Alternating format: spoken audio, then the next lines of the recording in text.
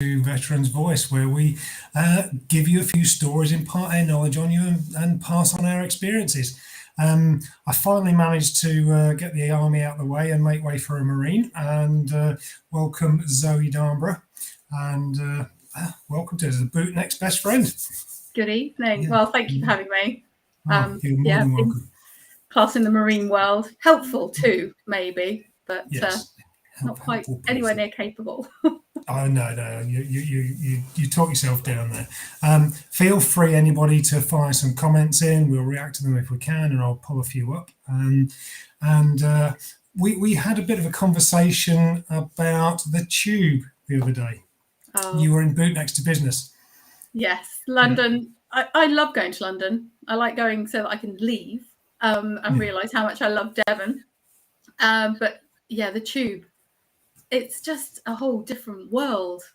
And then you smile at somebody and you realise that's probably not the best thing that you can do. They think you're the really strange one. So, we play the tally on the tube of how many people can you get to smile back before you get to where you're going. Yeah. It doesn't make you popular. It is bizarre, isn't it? Everybody looks really miserable, and you understand why. I had an incident on there a few years ago. There was a mysterious package at the end of the tube and nobody around it. So I alerted the services, as you do, say it's sorted or something like that. Anyway, as they came on board to pick the bag up, the guy at the other end of the carriage goes, "Excuse me, that's my bag." And look, most put out when from the other end of the carriage. From the other end of the carriage. So there we go. So we've got some lovely people saying hello. So Kath Aldred, and hi Kath.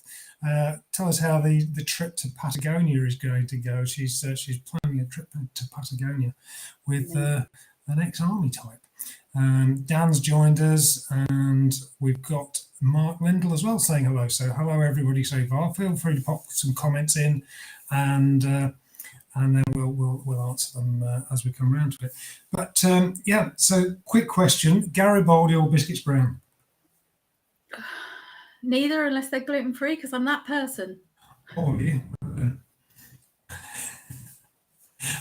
and is it a wet or is it tea? I've only just got used to calling it a wet. Or a brew. No, it is a wet. But then, because we're doing civilian transition, we kind of say, "Do you want a cup of tea?" Yeah. No. Yes, I think so. And you have to make it. So no. Wet. If you want everybody to have one, if you walk through the office and go, "Anybody, do you want a cup of tea?" Nobody hears that, so you just make your own. Okay. Oh, you got that sorted out then. So you've got an interesting military heritage. Tell us about that. Wow. It starts, from what I know, starts with my grandfather, who he was a para, and he was 18 when he made the decision that's what he was going to do. And within weeks of him making the decision, signing up, and he was, just over 18 years old, he was sent out to Arnhem. He was on the second run out into Arnhem. He was captured. He managed to escape. Has written a couple of books on it and maps of where he escaped to and who helped him. And then, he was only about 70 years old when he started talking about that. And we only lost him 3 years ago. He was 93. And he started doing some amazing things, being able to share his stories with everybody. And, on the back of that, a different turn, my father and both of my brothers were Royal Air Force. So I was born in Germany and dragged from pillar to post, and chose not to follow because it just kind of felt like I was just following routine. But you ended up there in the end, sort of. Yes. Well, my son's also been a little cadet. So he's not a little anymore, he's 18. My son was a cadet at Lympstone from the age of 10. So I'd always been at Lympstone around the Royal Marines. And then, he's 18 now, and he's a cadet instructor for them. So, he's been there a long time. It's been part of our lives, some form of military. So pretty thick vein that runs through the family then. Chris Evans has said he's lurking, if that's okay. That's absolutely fine because you said hello, so that's all right. If you lurk and don't say hello, that's when we get a bit grumpy. So how did you get into the RMA? And we're going to come on to the RMA in a minute, Royal Marines Association. I'm very lucky, I think. my background obviously had been all civilian, a lot of civilian recruitment, employment, and I knew of the RMA. And luckily for me, the lady who I took over from in this role, she messaged me direct to let me know that this job was coming available. And, you know, here's the process. Interviewed with multiple others. And I went to the interview, and I think this is, if you can give anybody the best bit of advice, if you go to an interview and you are calm and you can be just yourself and give everything, that in 3 months' time, you're the same person they've interviewed, that they're going to still have the same person in 3 months' time. I was in that lucky position because I wasn't actually looking for another role at the time. But I was like, this is really interesting. I'd love to get it, but I didn't pin my hopes on it. I went to the interview, relaxed, calm. I like interviews. It's a bit strange. And lucky enough to be offered the job out of all the other candidates. So, yes, I wasn't looking. It found me.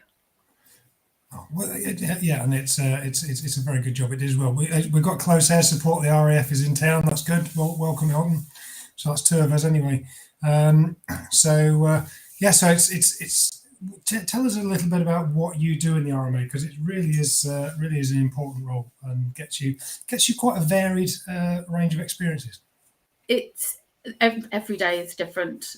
Even though, so I have the absolute privilege of being the manager of the employment and education team at the Royal Marines Charity.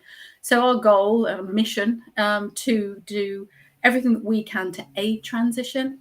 So we have contact now with 100% of all of those being medically discharged.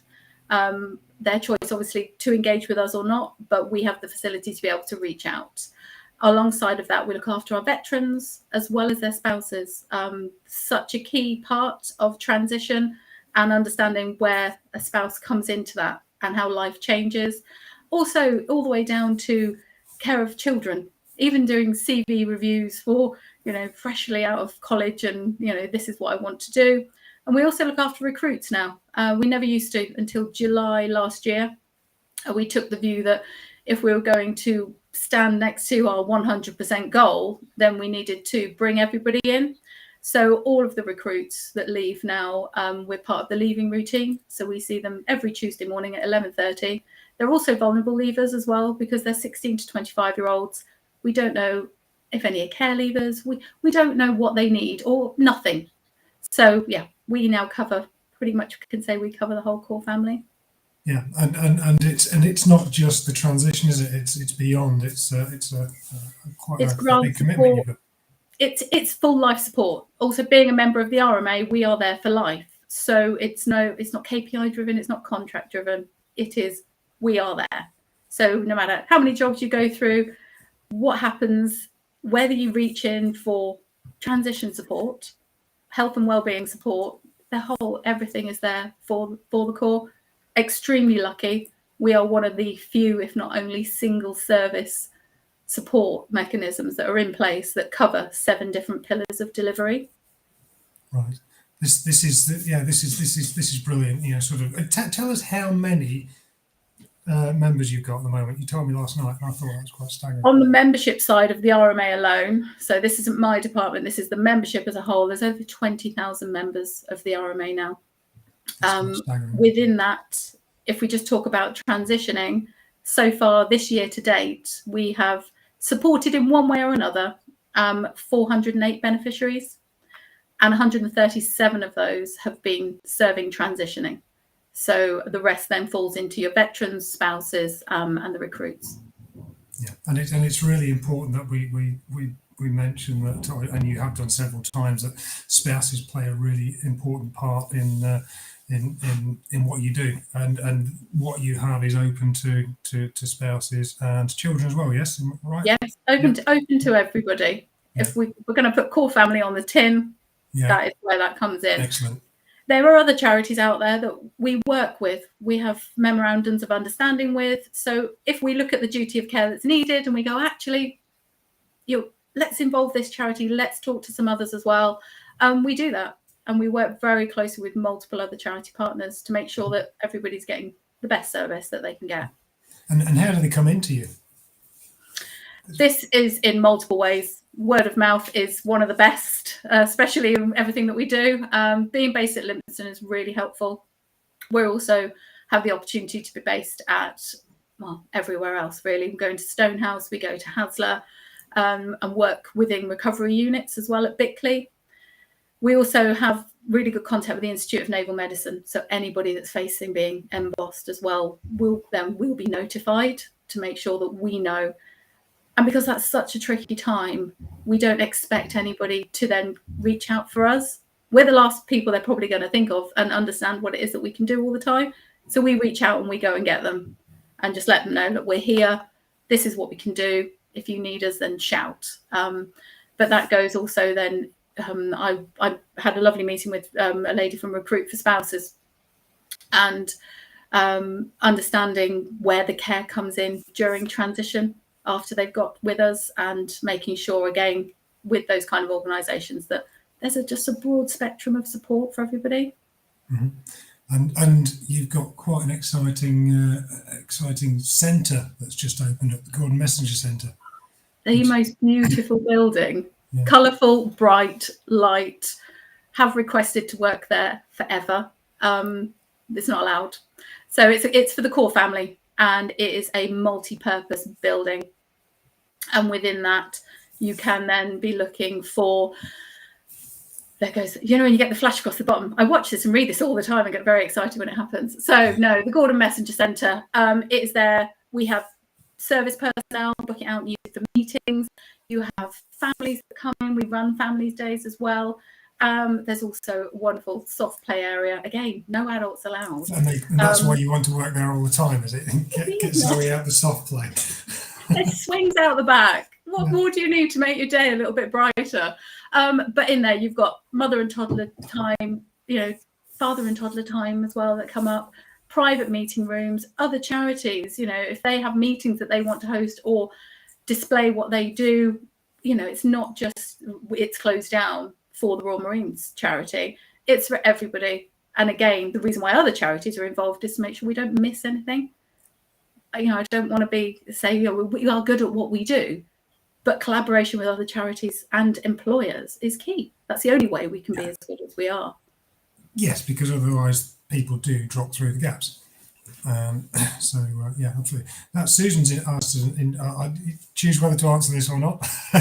But she's like, do you feel that military leaving teams actually have reinsertion plans, or is it simply a box ticking? I mean, from what you've been telling us, there is a lot of work goes into making sure that the people leaving the armed forces by the Marines by any whatever method are looked after. Yeah, it's not. We are small for what we do. We are a small team. The aim is to grow that team to be able to make sure that we have care not just over our medically discharged, but also we can service all. We're not CTP, you know, we don't have the capacity to deliver. In that case, we are small and good at what we do, and we need to keep it that way. Again, also, but I mean, a big focus is retention. You know, if we have somebody walk in the office that, you know, thinks they might want to leave or what is next, the first conversation is always about retention. It's not, oh, here's a job that I can offer you, let's go. Our care is for the core, and that's where it will always sit. And you've got on your website, you've got jobs boards, you've got lots of mechanisms by which people can approach you and get in contact with you. Can you tell us a little bit about Bootnecks into Business? Now, this was interesting. I'd have loved to have come to that last week, but there was a slight issue of my birthday that got in the way. Oh, you would have had a great birthday if you'd come to this. So Bootnecks into Business is an organisation that we, again, work alongside, and they are key support of the charity. So the team that actually produce Bootnecks into Business, we are at every event. Now, this is taking anybody that is thinking, has done, or is a veteran and wishes to change career, all in one room. On the next side of that room will be such a vast bank of employers. It is quite centralized focus within. There's a lot of finance, there's a lot of project management, but the room is full. We sold out to, there was 88 people in attendance, and it was at IBM in London, which is the employer of one of the chaps that is the organizer of Bootnecks into Business. And what they give there is just such a tight focus. You get to spend the whole evening talking face to face. And as much as I value this kind of connection and digital connection, apps that help you go through transition, with these kind of guys and girls, it is so face to face, vital, kind of, let me look you in the eye, let me ask you about your job. When you ask somebody about their job and they're passionate about it, you can see it in their face and they want to tell you about it. So it's not just a room of people trying to sell jobs to guys that are leaving. It is just passion. And the statement on the back of Bootnecks into Business, and that team are amazing, is your network is your net worth, because that will take you to the next place. And if they can't help you, it's one of those places they'll know somebody that will, or somebody else that will, or somebody else that will. And is that just in London, or can that be, is that held other places? Currently, simply because it was a centralised point. Whether it changes from there is yet to be seen. But yeah, everybody into London, smile at everybody on the tube, and then leave. Yeah, there's no plans for like Dundee. That's fairly near Arbroath, isn't it? So It is. Where we run something separate, which isn't at the weight of Bootnecks into Business, is Commando Connect. So at the Gordon Messenger Centre, the GMC building that we have produced, shall we say, created for the Corps. There's Stonehouse Barracks in Plymouth, and then also there's Condor up in Arbroath. So we actually put something on there called Commando Connect, and this is along a similar vein. So you'll get all your veterans together that are free on a Friday morning, once a month, guys that are transitioning, employers that want to engage with us as well. And we repeat that regularly. All of that's on the website for anybody that wishes to attend. So we do a slimmed down version to go into Commando Connect. Excellent. Sorry, I'm just looking at what Mark had just popped up here. If I can get that. So, was wounded not to make the last one. Sean invited. Be there at the next one, Mark. Right. Oh, wound. I get that there. I was reading it wrong. I was reading the punctuation wrong. There you go. But well, at least you're here now. That's the important thing. But yes.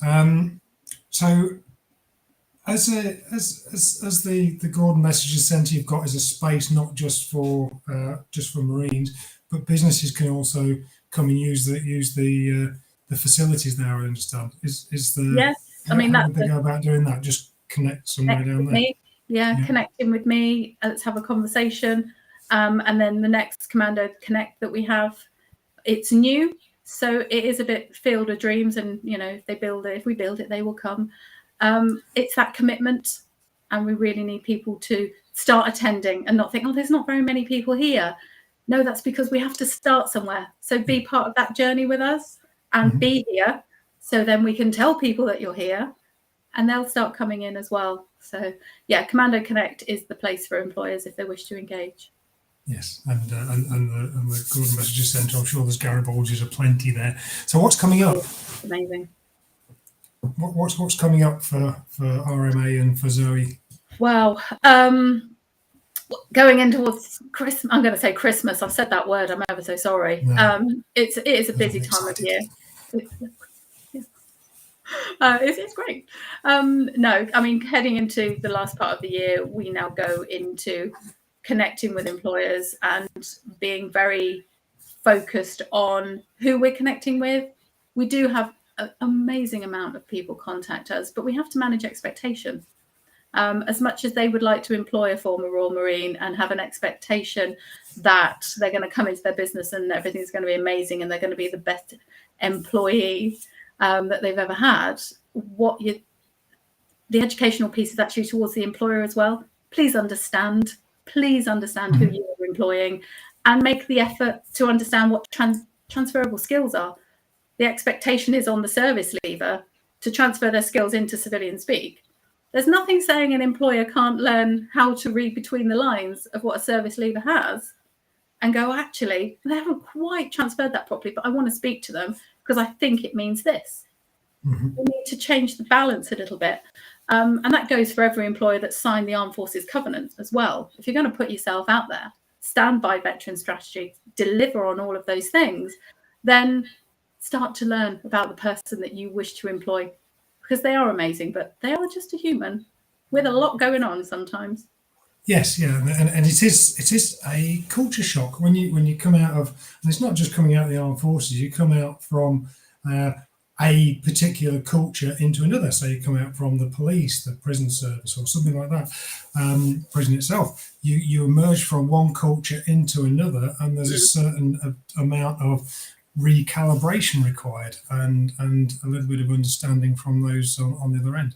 So and that's where I think you probably you come in and significantly step in and help out. Yeah. I'm not sure what the Jaffa Cake's relevance is Susan. They're not proper biscuits. Garibaldi's or Biscuits Brown. Jaffa Cakes are. We're not going to have a whole Jaffa Cake, are they? A biscuit, are they? A cake debate, are they? Well, we've had that before. So I mean, any sort of advice that you've got for people who are thinking about pushing the button to leave, or are thinking about a career change, having already left, or are at that point where they're facing a medical discharge? Yeah, I mean, you've got three very big Different. points in all of that there. That's kind of, I don't think everybody can be here that long.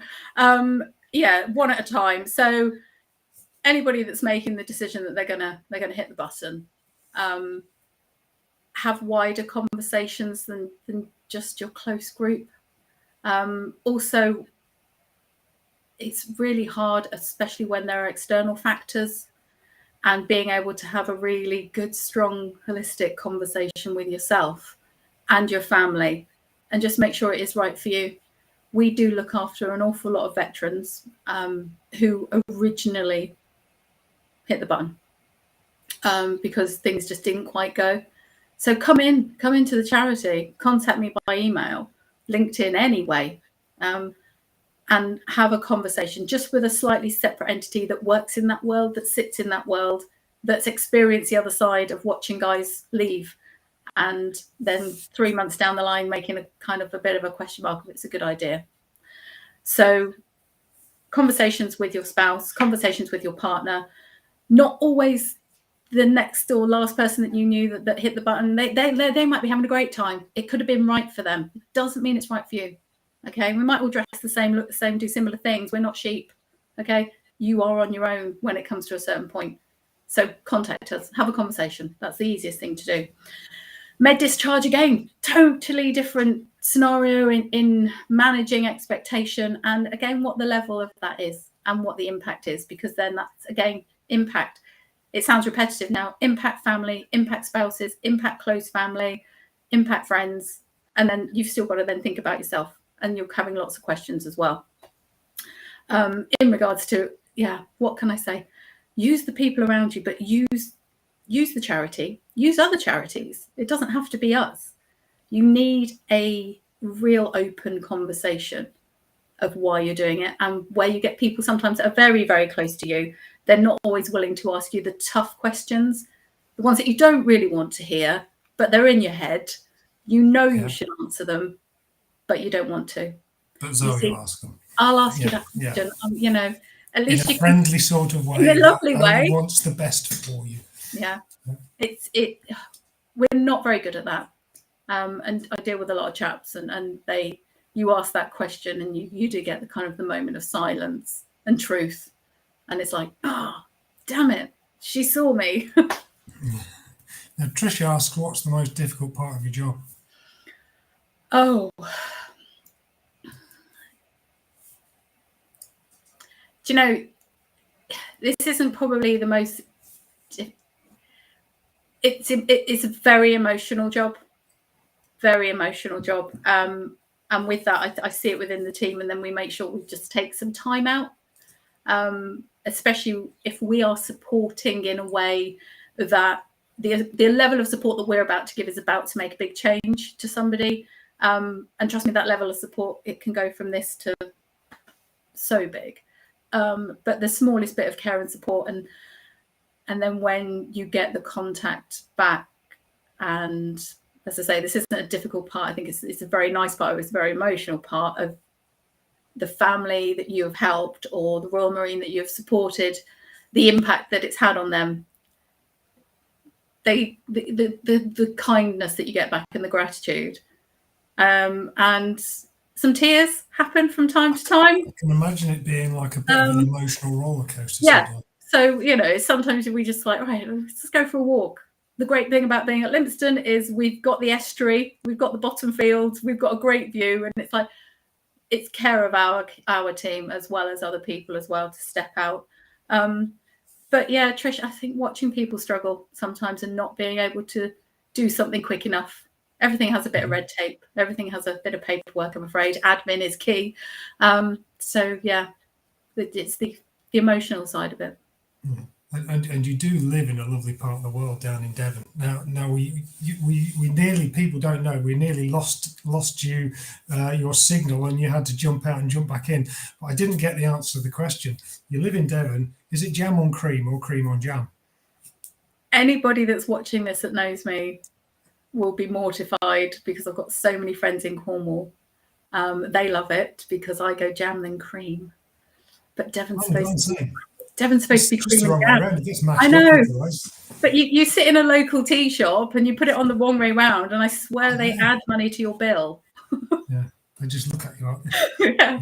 How dare you? No, Don't do that. That's the correct way. I love Devon, but Cornwall do the cream teas the right way around. Right, that's all we've got time for. Thank you very much, Zoe, for joining us, and thank you very much, everyone, for your comments. If you liked it, then like it and tell your friends. If you didn't like it, then like it anyway, but just don't tell your friends. And we will see you all next week at 7 o'clock. And thank you very much, Zoe. Thank you. Thank you, everyone. Thanks, everyone. Bye.